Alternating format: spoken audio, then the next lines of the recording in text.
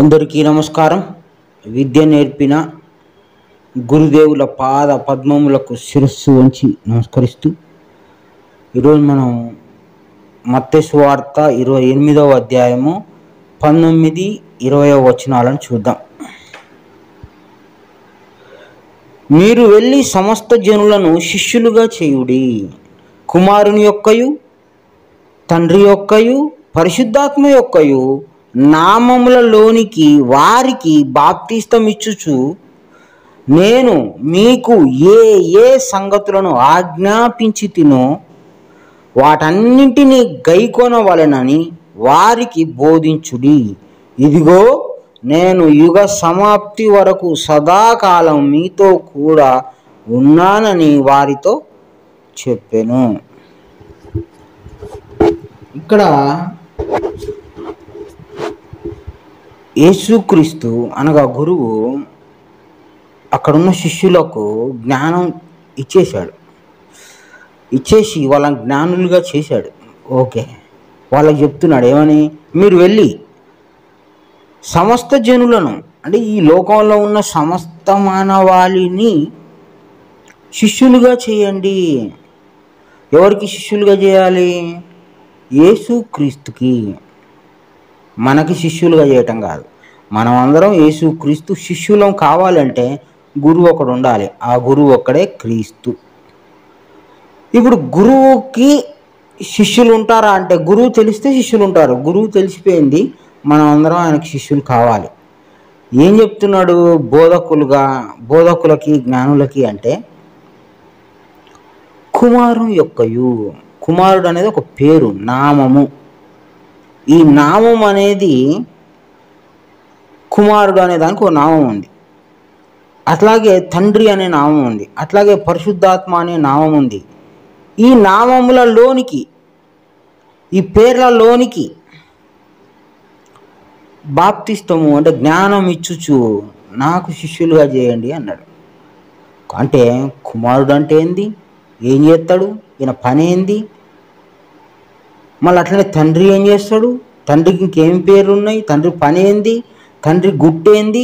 కుమారుడికి తండ్రికి ఉన్న సంబంధం ఏంది? దూరం ఎంత? ఆయనకున్న పవర్ ఏంది? ఈయనకున్న పవర్ ఏంది అనేది వివరం. బాప్తిస్తం అంటే జ్ఞాన వివరణ. పరిశుద్ధాత్మ ఎవరు?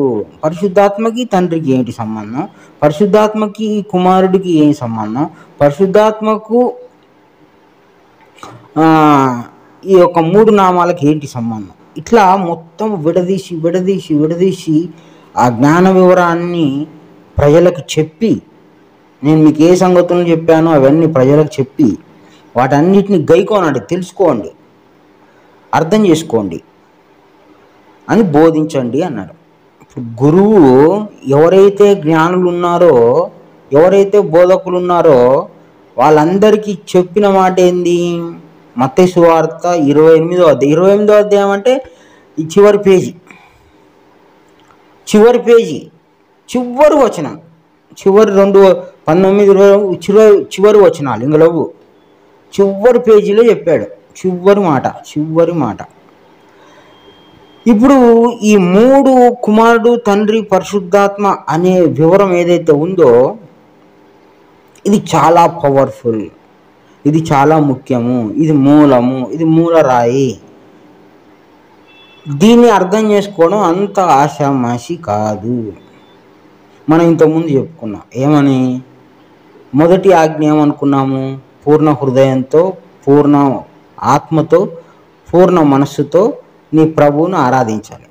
ఇప్పుడు పూర్ణ ఆత్మ అంటే ఆత్మలు ఎన్ని ఉన్నాయో ఆ వివరం అంతా తెలుసుకుంటే ఆ మధ్యలో పూర్ణాత్మ భాగం నువ్వు గ్రహించినట్లయితుంది. ఈ 3 ఆత్మల జ్ఞాన వివరాన్ని ఒక బైబిల్లోనే ఉందా అంటే కాదు. ఇది బైబిల్లోనే కాదు, ఈ విధానము భగవద్గీతలో కూడా ఉంది అని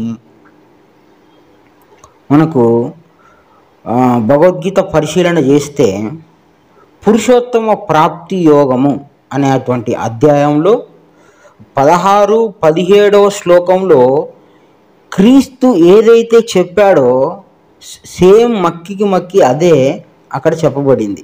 ఏమని? ఇక్కడ కుమారుడు అన్నాడు, అక్కడ క్షరుడు అన్నాడు. ఇక్కడ తండ్రి అన్నాడు, అక్కడ అక్షరుడు అన్నాడు. ఇక్కడ పరిశుద్ధాత్మ అన్నాడు, అక్కడ పురుషోత్తముడు అన్నాడు. ఏదైతే జ్ఞానం ఉందో పరిశుద్ధాత్మ, పురుషోత్తముడు, తండ్రి, క్షరుడు, ఇది భగవద్గీతలో కూడా ఉంది. గురువు ఎక్కడున్నా ఒకేలాగా చెప్తాడు. పేర్లు వేరే ఉండవచ్చు, కానీ జ్ఞాన విధానం అంతా ఒకటే ఉంటుంది. మరి ఖురాన్ పరిశీలన చేస్తే ఏముంది? ఖురాన్లో కూడా ఇదే ఉండాలి. ఇది ఉంటేనే జ్ఞానం అవుతుంది. గురు జ్ఞానం ఎక్కడున్నా సత్యం అవుతుంది, ఇంకొకటి ఉంటే కాదు. ఖురాన్లో 50వ సూరా ఆయతు 21, 22లో ఏం చెప్పాడు? కుమారుడికి తోలబడేవాడు అని పేరు పెట్టాడు. బైబిల్లో కుమారుడు అంటే ఖురాన్లో తోలబడేవాడు. అదేవిధంగా తండ్రి అనే పేరు బైబిల్లో ఉంటే ఖురాన్లో తోలేవాడు అని పేరు పెట్టారు. ఇకపోతే పరిశుద్ధాత్మకి ఖురాన్లో పెట్టిన పేరు సాక్ష్యం ఇచ్చేవాడు. ఇది ఖురాన్లో ఉన్న 3 ఆత్మల జ్ఞానము. అదేవిధంగా భగవద్గీతలో ఉన్న 3 ఆత్మల జ్ఞానము. అదేవిధంగా బైబిల్లో క్రీస్తు చెప్పిన 3 ఆత్మల జ్ఞాన ఈ 3 ఆత్మల జ్ఞాన వివరం ఏదైతే ఉందో అది సర్వమానవాళికి వెళ్ళి చెప్పండి అన్నాడు. చెప్పాలంటే ముందు చెప్పేవాడికి ఆ 3 ఆత్మల జ్ఞానం ఉండాలి కదా. ఆ రోజు శిష్యులకు చెప్పారు, ఇప్పుడు వాళ్ళు మన దగ్గర లేరు. ఈసారి ఇటువంటి జ్ఞానం లోకంలో ఎక్కడైనా ఉందా? ఎక్కడైనా తెలియబడుతుందా? ఈ 3 ఆత్మల జ్ఞానము లోకంలో ఎవరైనా మహానుభావులు, గొప్పవాళ్ళు, శ్రద్ధ కలిగిన వాళ్ళు, యోగుల కంటే ఇంకా పెద్ద అయిన యోగీశ్వరులు, జ్ఞానులు, అలాంటి వారు ఎవరన్నా రీసెర్చ్ చేసి ఈరోజు ఈ 3 ఆత్మల జ్ఞాన వివరం ఎవరన్నా చెప్తున్నారా, తెలుసుకున్నారా అని అంటే, మాకు తెలియబడిన పరిశోధన ప్రకారం, మేము తెలుసుకున్న జ్ఞాన విధానం ప్రకారం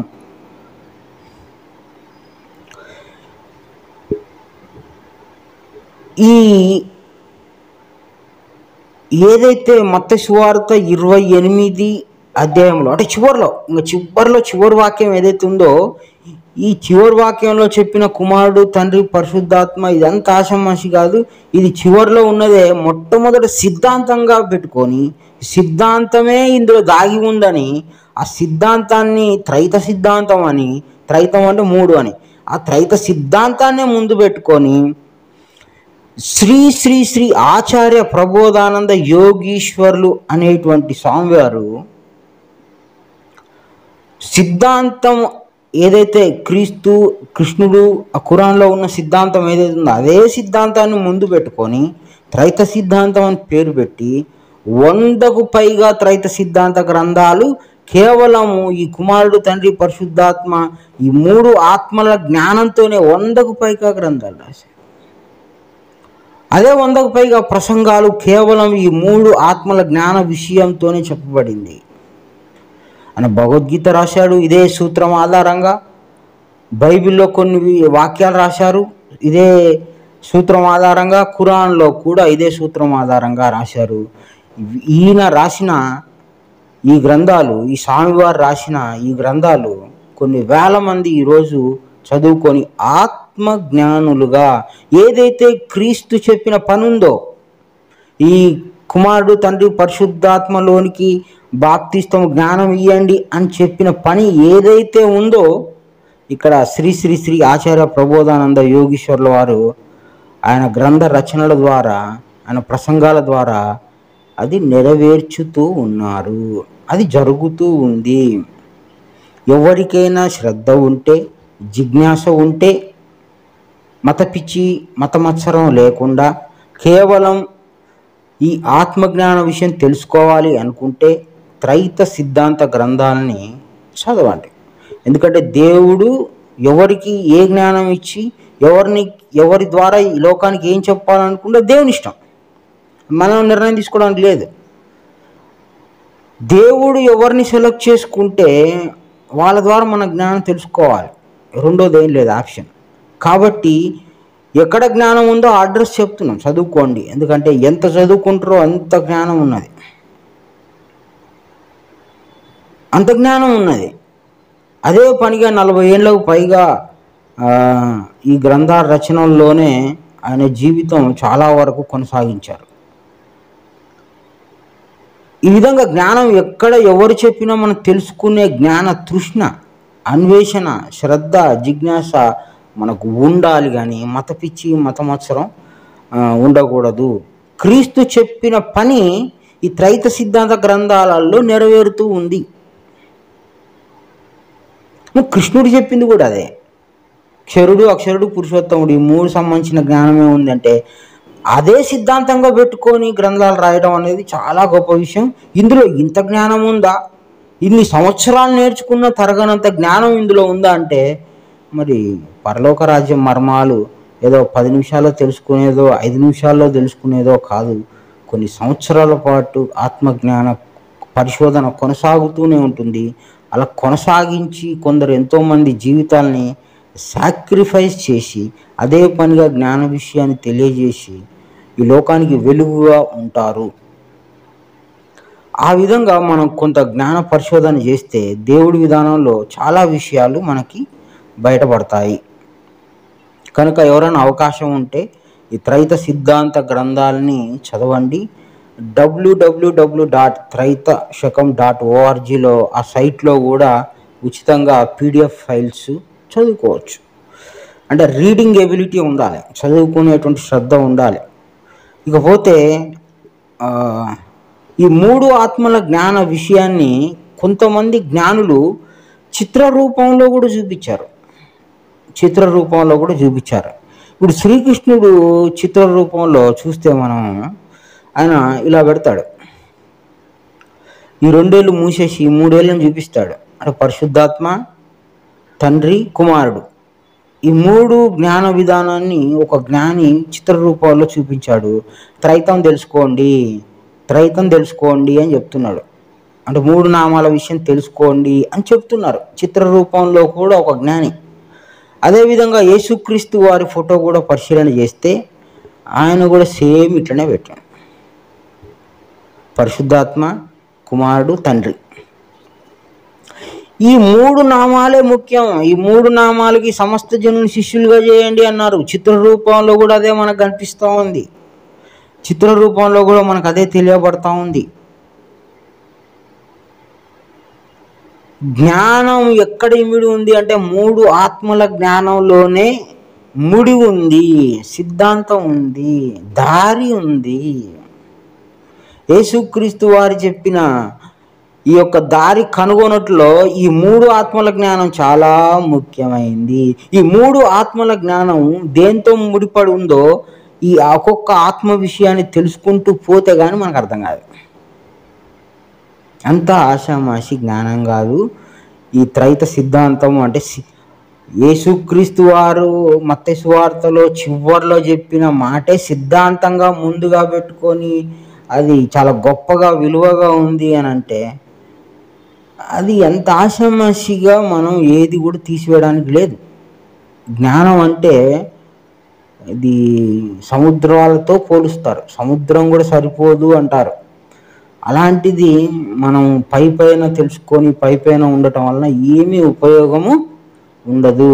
కాబట్టి కుమారుడు అంటే ఎవరు, తండ్రి అంటే ఎవరు, పరిశుద్ధాత్మ అంటే ఎవరు, ఈ ఒక్కొక్క నామానికి ఏం పవర్ ఉంది, ఏం చేస్తారు, ఎక్కడ ఉంటారు, వీళ్ళ స్థలం ఏంది, వీళ్ళకున్న పవర్స్ ఏంటిది, ఒకరికి ఉన్న పవర్స్ ఇంకొకరికి ఉన్నాయా, ఏం చేస్తున్నారు అనేటువంటి జ్ఞాన వివరము మనం తెలుసుకొని తీరాల్సిందే. లేకపోతే మోక్ష మార్గం తెలియబడదు. ఈ 3 ఆత్మల జ్ఞాన వివరం తెలియకుండా మోక్షం పోతాను అంటే ఆడ అబద్ధికుడే, రెండోది ఏం కాదు. కాబట్టి మోక్ష ప్రయాణానికి, మోక్ష మార్గానికి జ్ఞాన సంపద మనకు అవసరం. ఆ జ్ఞాన సంపద కూడా ఒక దారి అవసరము. ఆ దారి మనకు కావాలంటే మన క్రీస్తు ఏం చెప్తున్నాడు, కుమారుని యొక్కయు తండ్రి యొక్క పరిశుద్ధాత్మ యొక్క నామంలోనికి పోవాలి.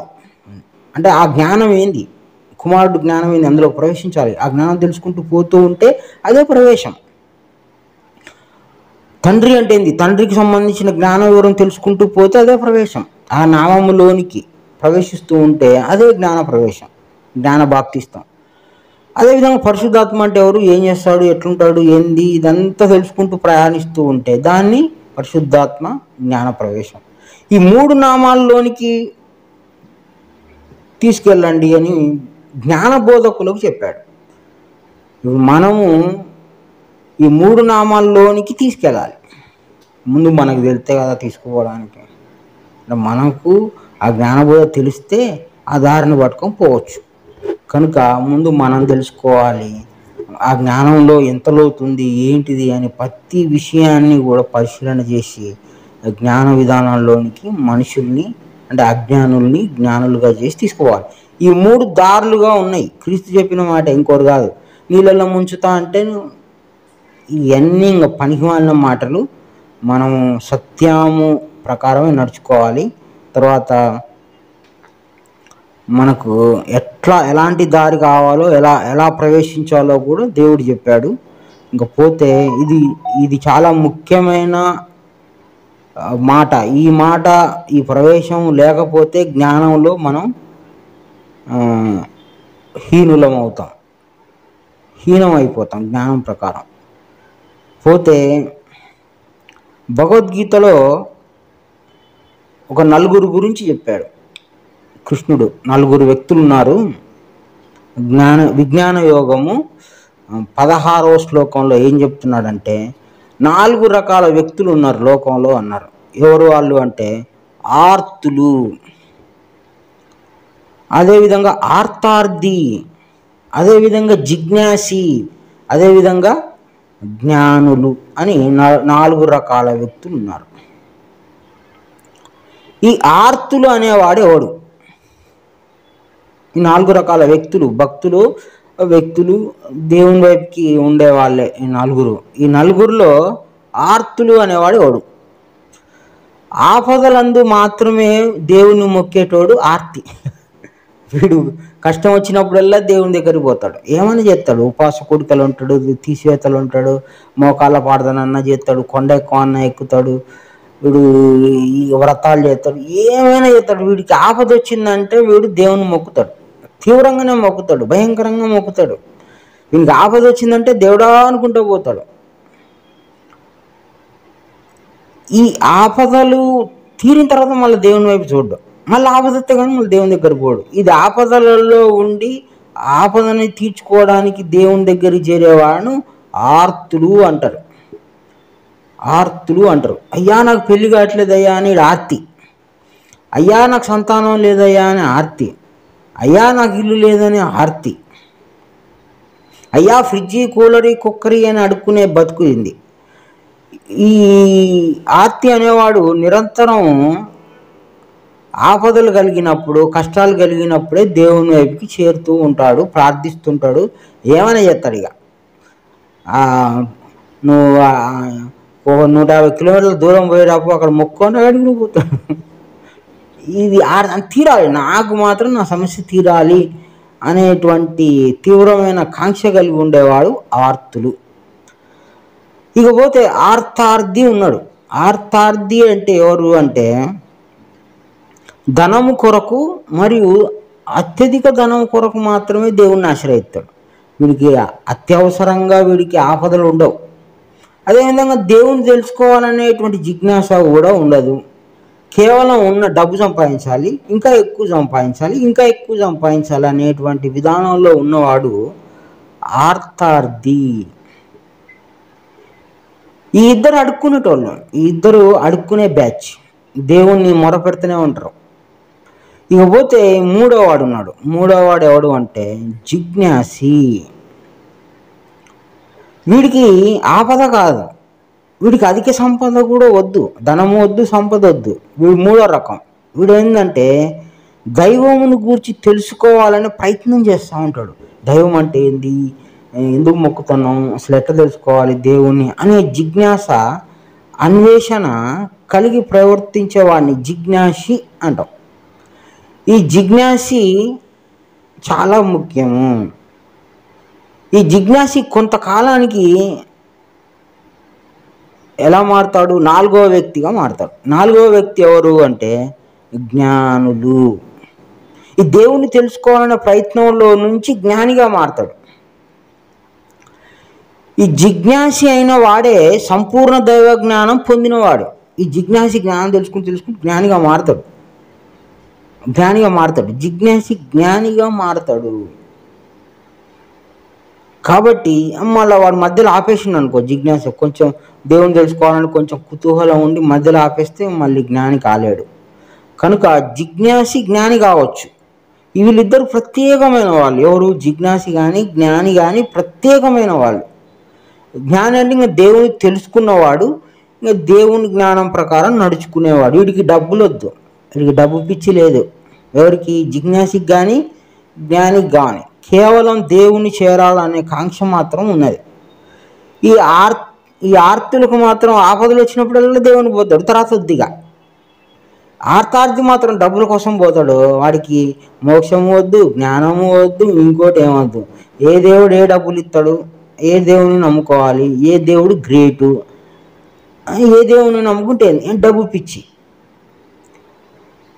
ఇట్లా ఈ ఆర్తార్థులు అనేది అడుక్కునే బ్యాచ్. ఇది వీళ్ళు అడుగుతూనే ఉంటారు. ఇప్పటికి మనకు అక్కడక్కడ కనిపిస్తుంటూ ఉంటారు. దేవుడా నన్ను ఉట్టిగా పంపించకు, నాకు ఇల్లు ఇవ్వు, వాకిలి ఇవ్వి, నేను దేవుణ్ణి నమ్ముకున్నాను, నాకు లక్ష వచ్చినాయి, నాకు కారు వచ్చింది, ఇవన్నీ చెప్తూ ఉంటారు సాక్ష్యాలు. ఇక వీళ్ళ గురించి నిరంతరం కనపడుతూనే ఉంటారు ఈ 2 వర్గాలు మనకి.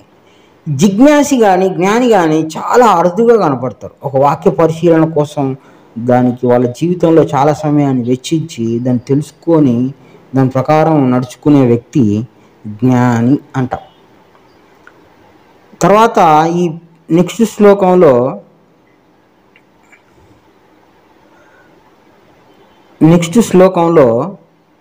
ఇప్పుడు 16వ శ్లోకం చూసాము. నెక్స్ట్ శ్లోకాన్ని పరిశీలన చేస్తే విజ్ఞాన యోగం 17వ శ్లోకం పరిశీలన చేస్తే అట్టివారిలో, ఈ నలుగురిలో అట్టివారిలో జ్ఞాని నిత్యము నాతో పొందుకోరి. ఒకే భక్తి కలిగి ఉండేవాడు. వాడు 2 రకాల భక్తి లేదు, వానికి ఒకటే ఉంటుంది భక్తి. శ్రేష్ఠుడని చెప్పవచ్చు. మనం ఉత్తముడు, శ్రేష్ఠుడు, గొప్పవాడు. వానికి నేను ఎక్కువ ప్రియుడను, అట్లే నాకు వాడు ఎక్కువ ప్రియుడు. చూడండి, దేవుడే జ్ఞానిని నిత్యం వాడు నాతో కూడుకొని ఉంటాడు. వాడంటే నాకు ఇష్టం, నేనంటే వాడికి ఇష్టం. చూడండి ఎట్లుంది ఇది. వీడు డబ్బులు అడగాడు, వీడు ధనం అడగాడు, ఆపద వచ్చిందని అడగాడు. కేవలం జ్ఞానం తెలుసుకొని, దేవుడి జ్ఞానం తెలుసుకొని దేవునితో కూడుకొని ఉండేవాడు కనుక దేవునికి ఇష్టమైన వాడు. ఇక పోతే అదే విజ్ఞాన యుగం 18వ శ్లోకంలో ఏం చెప్తున్నాడంటే, ఈ నలుగురు సర్వులు ఉదారులే, మంచోళ్ళే, చెడ్డోళ్ళేం కాదు. కానీ అందులో జ్ఞానిని నా ఆత్మగా తలంచుచున్నాను. వాడు వేరు కాదు, నా ఆత్మే వాడు. స్వయంగా పరమాత్మ చెప్తాడు, వాడు నా ఆత్మ, వాడు వేరు కాదు నాకు, వాడు నా ఆత్మగా నేను తలంచున్నాను, వాడు నా మనిషి, నా బిడ్డ, నా కుమారుడు అని దేవుడు ఒప్పుకుంటున్నాడు. తలంచుచున్నాను, దేవుడే స్వయంగా చెప్తున్నాడు జ్ఞాని గురించి.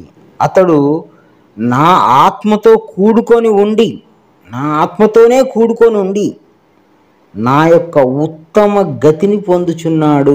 గతి అంటే మోక్షం అని, ఉత్తమమైంది మోక్షం అని. మోక్షానికి పోయేవాడు జ్ఞాని మాత్రమే. జ్ఞాని గురించి 2 శ్లోకాలు చెప్పాడు భగవద్గీతలో. జ్ఞాని ఎంతటి వాడో 2 శ్లోకాలు చెప్పాడు. వాణ్ణి నా ఆత్మగా తలంచుచున్నాను అన్నాడు. ఆర్తులను ఒప్పుకోలే, ఆర్తార్థిని ఒప్పుకోలే, జిజ్ఞాసిని కూడా ఒప్పుకోలే. జ్ఞానిని ఒప్పుకున్నాడు, వాడు నా ఆత్మ అన్నాడు, వాడు మోక్షం పొందుతాడు అన్నాడు. ఇప్పుడు మనం బైబిల్ దగ్గరికి వచ్చింది ఎందుకు? మోక్షం పొందటానికి, బొచ్చ పట్టుకొని బిచ్చం పడుకోవడానికి కాదు. ప్రభువా ప్రభు అని పిలిచు ప్రతివాడు నాకు పాత్రుడు కాదు అన్నాడు. ఈ ప్రభువా ప్రభు అని పిలిచే వర్గాలు ఆర్తులు, ఆర్తార్థులు. జిజ్ఞాసి ఏం చేస్తాడు? బైబిల్లో వాక్యం తీసి రీసెర్చ్ చేస్తాడు. అన్వేషిస్తాడు, వెతుకులాడుతాడు. ఈ వాక్యం ఏంది దీని వెనకాని. వాడు ఎన్నో పోగొట్టుకుంటాడు. ఆ దేవుని వాక్యం వెతుకులాటలో ఎన్నో పోగొట్టుకుంటాడు. పోతే పోయింది పెళ్ళం, పోతే పోయింది ఇల్లు, పోతే పోయింది బతుకు అనుకొని వాడు జిజ్ఞాసిగా మారి జ్ఞానిగా మారిపోతాడు.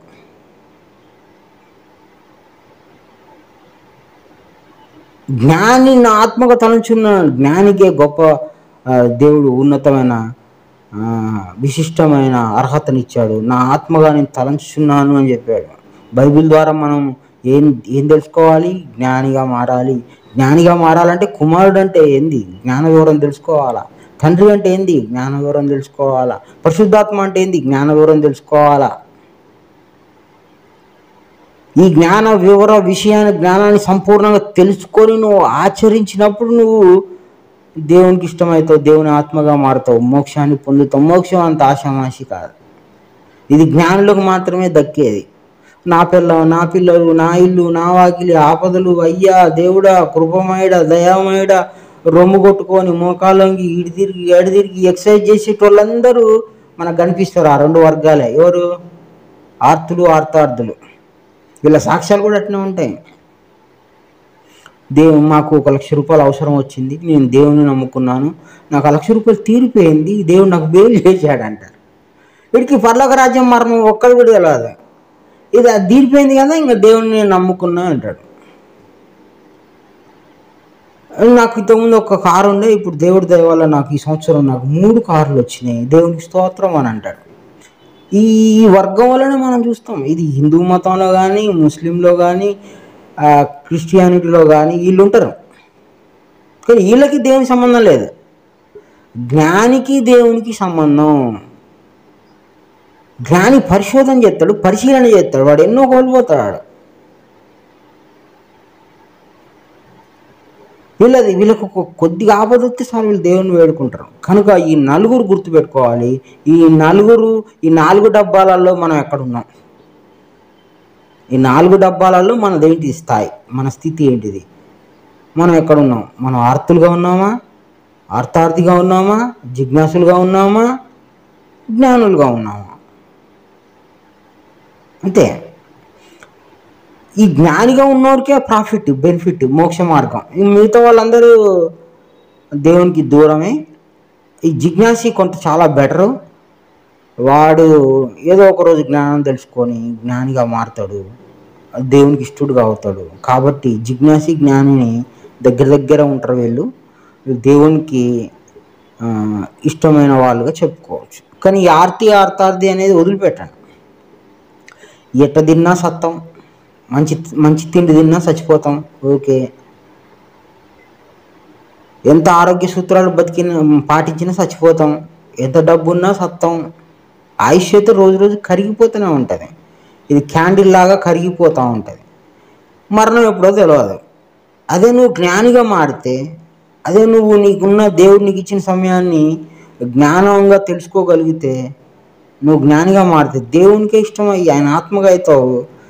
అందరిలాగా నీ సావు రాకుండా నీకు ప్రత్యేకంగా మోక్షము ప్రాప్తిస్తుంది. కనుక ఉన్న జీవితాన్ని చాలా వరకు మనం దేవుడి విషయం తెలుసుకోవడానికే ఉండాలి. కానీ ఎట్లయినా బతికిస్తాడు, పుట్టించిండు కాబట్టి అన్నం పెట్టేది ఆయనే.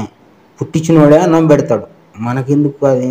ఒక పూట తినకున్నా పర్లేదు, కానీ దేవుని వాక్యాన్ని పరిశీలన చేస్తూ అర్థం చేసుకుంటూ ఈ వెతుకులాట మనకు ఉండాలి. జ్ఞానిగా మారాలి, దేవునితో కూడుకొని ఉండాలి. ఈ అడుక్కునే వర్గంలో మనం ఉండకుండా జ్ఞాన వర్గంలో ఉండాలి. ఈ జ్ఞాన వర్గంలో ఉన్న వాళ్ళ కొరకే క్రీస్తు చెప్పిన మాట ఏంటంటే, జ్ఞానులుగా మారాలి అని అంటే కుమారుడి జ్ఞానము, తండ్రి జ్ఞానము, పరిశుద్ధాత్మ జ్ఞానము తెలుసుకోవాలి. ఇవి తెలుసుకోవడం అంత ఆషామాషి కాదు. ఇవి అర్థం చేసుకోవడం కూడా అంత సులువు కాదు. ఇది ఒక్కరోజుతో తెలుసుకునేది కాదు, ఒక క్షణంలో చిటికలో చెప్పేది కాదు. దీనికి చాలా తీక్షణమైన శ్రద్ధ కలిగి బోధన అవసరము. చాలా వివరంగా చెప్పాలి, బుద్ధికి అంత తొందరగా చేరవు. ఈ 3 కూడా కంటికి కనపడని ఆత్మ జ్ఞాన విషయం. ఈ 3 కూడా చూపించలేము. ఇది బుద్ధిని ఉపయోగించి ఆ జ్ఞానాన్ని పట్టుకోవాల్సిందే, కానీ ఇది స్థూలమైన జ్ఞానం కాదు. ఇది అదృశ్య జ్ఞానము. కనుక దీనికి ఎంతో శ్రద్ధ ఉండాలి, ఎంతో తీక్షత ఉండాలి. తెలుసుకోవాలనే కుతూహలత, శ్రద్ధ 100% ఉంటేనే తెలియబడుతుంది. కానీ ఏదో టైంపాస్గా ఆ సండే రోజు వెళ్ళి చర్చికి వెళ్ళి ఒక గంట సేపు ఉన్నట్లు దానికైతే సరిపోదు. అదేవిధంగా ఏ గుడికి పోతేనో ఈ జ్ఞానం రాదు. గ్రంథ పరిశీలన, గ్రంథం ఆధారంగానే దీన్ని సంపాదించుకోవాలి. శ్రద్ధ కలిగి ఉండాలి. నీ శ్రద్ధను బట్టి నీకు నిజమైన జ్ఞానబోధకుడు లభిస్తాడు. నీ శ్రద్ధను బట్టి నిజమైన జ్ఞానబోధకుడు లభిస్తాడు. ఒకవేళ నిజమైన జ్ఞానబోధకుడు భూమి మీద లేకపోతే, నీకు శ్రద్ధ మాత్రమే ఉంటే స్వయంగా దేవుడే వచ్చి చెప్పాల్సిన పని వస్తుంది, చెప్తాడు కూడా. ఆయన ఒక విధానం పెట్టాడు. నువ్వు నన్ను తెలుసుకోవాలని, నువ్వు 100% పరలోక రాజ్యం మర్మం నువ్వు 100% తెలుసుకోవాలి అని నీకు 100% శ్రద్ధ ఉంటే, దానికి సంబంధించి నీ జ్ఞానం ఎట్లా తెలియజేయాలని దేవుడు నిర్ణయం తీసుకుంటాడు. మనిషి నిర్ణయం కాదు. ఇంకా నీ నిర్ణయం పనికిరాదు. ఇంకా దేవుడు నిర్ణయం తీసుకొని నీకు జ్ఞానాన్ని ఎట్లా తెలియజేయాలో అది ఆయన ఇష్టం. కనుక మనం మోక్ష మార్గం తెలుసుకోవాలి. తండ్రి, నేను ఈ 3 ఆత్మల జ్ఞానం తెలుసుకోవాలనుకుంటున్నా. కుమారుడు, తండ్రి, పరిశుద్ధాత్మ నాకు దీనికి దారి చూపించని అడిగితే, శరణు వేడుకుంటే, నాకు ఈ జ్ఞానం కావాలి, దీనికి సంబంధించిన సంపూర్ణ జ్ఞానవరాన్ని సంపాదించుకోవాలి అని హృదయశుద్ధి కలిగి 100% శ్రద్ధ కలిగి ఉంటే, తప్పకుండా ఈ కుమారుడు, తండ్రి, పరిశుద్ధాత్మ జ్ఞానము దేవుడి దయ వలనే తెలుస్తుంది. నీకు అర్థం కావాలన్నా దేవుడు చేయించాల్సిందే. కనుక 100% శ్రద్ధ కలిగి ఈ మత్తయి సువార్తలో చివర్లో చెప్పిన ఈ త్రైత సిద్ధాంతము, 3 ఆత్మల జ్ఞాన వివరము మనకు ఖచ్చితంగా అవసరం. ఇది లేకపోతే మోక్షం పోవటం దుర్లభం. ఈ 3 ఆత్మల జ్ఞానం లేకుండా మోక్షానికి పోవటం కుదరదు. కనుక శ్రద్ధని బాగా పెంచుకొని ఈ యొక్క వాక్యం మీద బాగా పరిశీలన చేయండి. ఇది అంత ఆషామాషి జ్ఞానము కాదు. ఇది దొరికితే మోక్షం దొరికినట్లే. ఈ జ్ఞానం దొరికితే నువ్వు దేవుడితో కూడుకొని ఉన్నట్లే.